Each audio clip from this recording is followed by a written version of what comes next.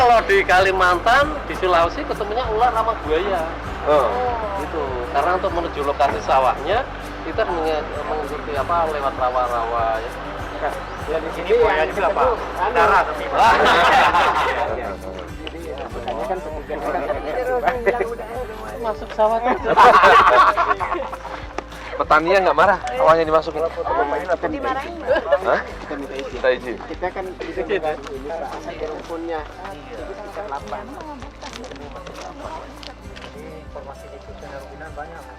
Iya, yang harus kita Itu yang disebut Pokemon Go. Siap-siap Pokemon. Ya. Posisi seperti ini Ya. belum bisa ngumpulin data. belum bisa dia ini lurus. Itu posisinya. Posisinya gitu lurus. Abdal mana? Abdal? Baik. Oh gitu kan. Sawahnya nggak kena Pak, tapi di sampingnya jadi proses masyarakat ke sawah itu agak terganggu Pak, karena Iya. ada jalan. Proses pembuatan Titik amatan itu terganggu nggak? Enggak terganggu. Berarti nanti efek bagus sawahnya berkurang, Pak. Iya. Terus yang tadi yang sampai di Paha itu di desa mana? Di sini ada juga. Di desa Bitaku. Secara khusus side story-nya. Enggak, memang sedang saya jadi selebriti. Oh, Saya aja di pusat tahu. siap-siap Pak. Cuma butuh waktu 3 hari, 4 hari loh, Pak ya. Iya, viral. Sudah langsung viral. Panas. Jadi 9 titik. 9 titik. Ini mencakup di sini ada satu segmen ini. Sedangkan ini yang Posisi titik kita. warna biru ini posisi kita. Sekarang ini kita ada berada di Sini. biru Posisi HP itu. Nah, kita harus menuju ke titik Merah. merah ini. dalam lingkaran ini. Begitu udah masuk dalam lingkaran ini baru bisa kita ambil amatan. Kalau sebelum masih di luar ini, kalau sawah itu nggak bisa kita ambil amatan, Pak. Tapi kalau memang nggak kena di sawah atau bukan sawah, itu bisa kalau udah masuk garis hijau nih, nggak bisa kita ambil amatannya. Oh, di sini udah bisa diambil amatan nih? Belum. Oh, Kalau sebelum sawah. masuk ke dalam iya. Nah, kalau sawah Harus belum, di Pak. merah.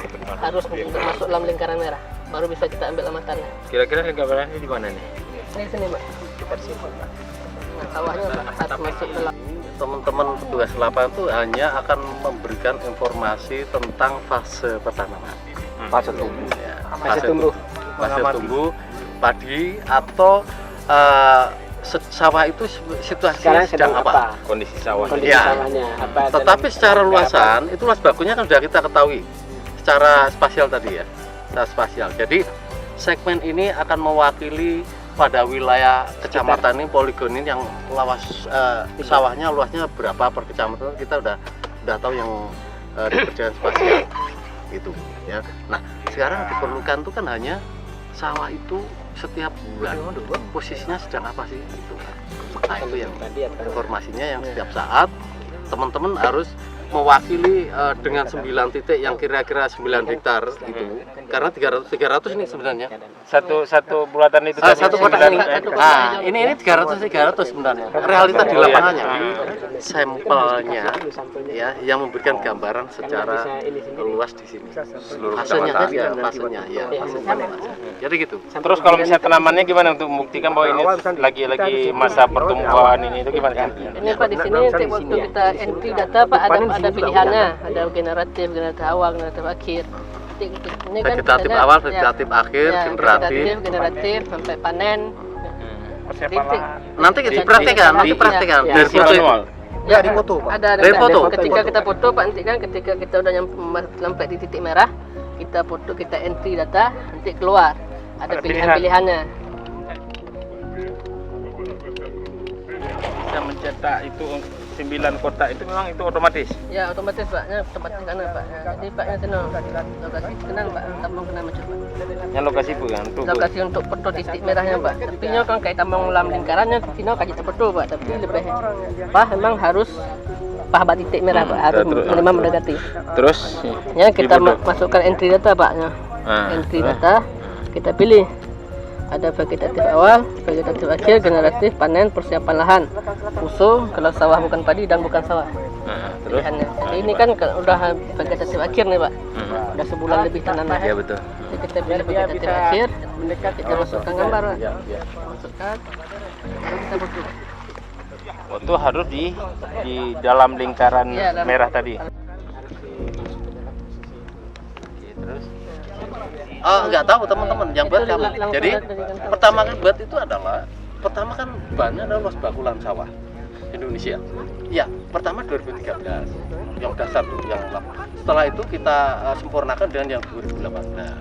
Ya, artinya yang kadang-kadang antara 2018 dan 2013 itu ada yang dua-duanya tidak terpantau, tapi kami memantau bahan existing di lapangan ada saat itu kita pantau. Tapi kalau yang sudah dua-duanya menangkap semuanya bahwa 2018 dan 2013 itu apa namanya numpuk ya bahwa ada semua ya itu dia kita pantau. Jadi bahwa setiap kecamatan yang punya sawah itu minimal kita alokasi 20%. Dari hasil KSA kemarin kita kan 193.000 hektar. Apa? Bukan KSA Pak, itu dari ATRBP. ATRBP. Luas Kemudian baku lahan. sementara pada saat diambil ini kan berarti kan sudah terpantau luas sawahnya itu. Ya. Ya kan? Ya. Yang kita hasil data kita itu yang berapa? Yang ATR Benar plus yang ATM itu. Yang ATR BPN yang plus kita sempurnakan yang tidak tercover oleh ATR BPN. Ya, jadi lahan sawah itu kita sudah bisa kasih legenda ada warna merah, hijau dan biru. Kalau yang hijau itu udah match Pak Hanan antara yang sawah lama 2013 Iya. dengan yang 2018. Yang merah itu yang ditemukan oleh KSA bahwa itu ada sawah tapi belum terpetakan di 2018 ya. Yang biru itu adalah sawah yang terpetakan 2018 tapi belum kita alokasikan KSA. Maksud saya yang ininya sekarang ini hasil pada saat dibuat aplikasi ini kan udah ada 300 itu. Ya. Ya itu berarti kan kita sudah bisa memastikan yang mana sawah, yang mana bukan sawah dengan aplikasi ini. Iya, Iya. bisa. Yang bukan sawah pasti akan menjadi koreksi. Iya. Yang bukan sawah. Ya. Jadi termasuk yang nanti kalau biru itu kita alokasikan segmen, nanti kita akan bisa dianalisis. Itu ternyata juga bukan sawah, kita harus keluar. Ya itu maksud saya itu Pak. Jadi kita kerja nggak kalau udah ada aplikasi seperti ini kan kita nggak kerja harus manual lagi kerja. Betul. Nah,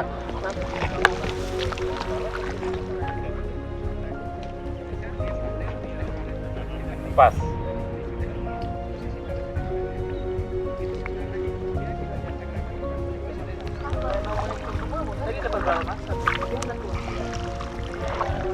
Nggak dikasih ini ya Pak? Nggak.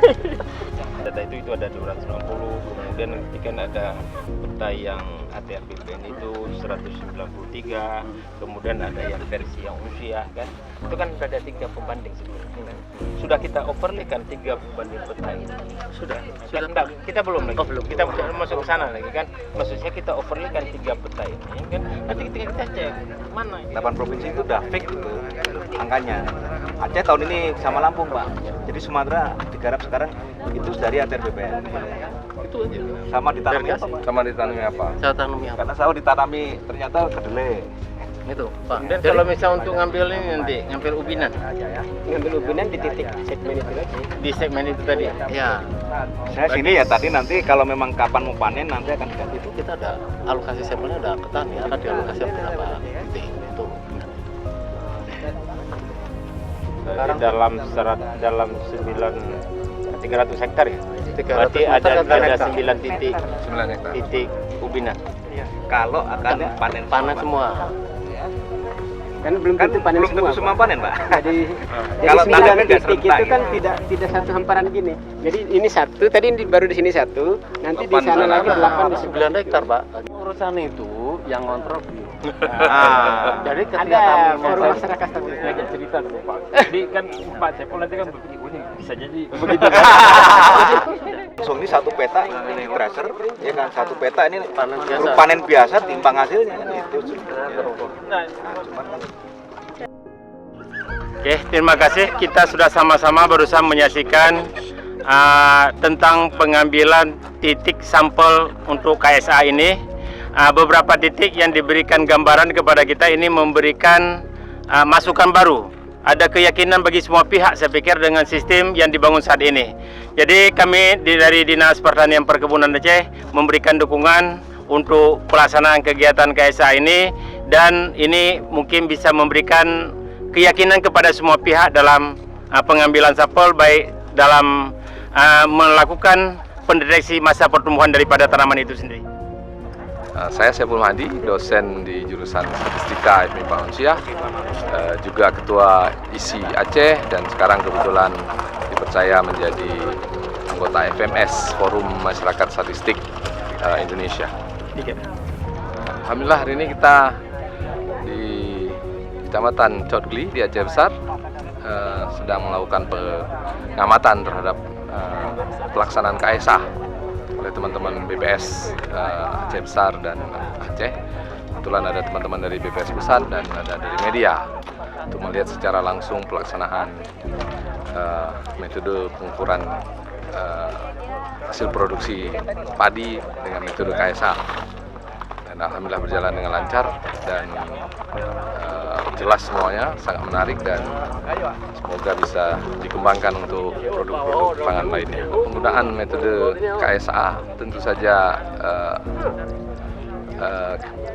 keunggulan utamanya adalah adanya objective ground checking, ya, di mana ada petugas mitra statistik dari BPS di semua kabupaten kota di seluruh Indonesia mengamati sampai lebih dari 240.000 titik secara objektif di lapangan, dari ground checking, sehingga kita bisa tahu fase tumbuh padi dan nanti dikembangkan untuk produk pertanian lainnya.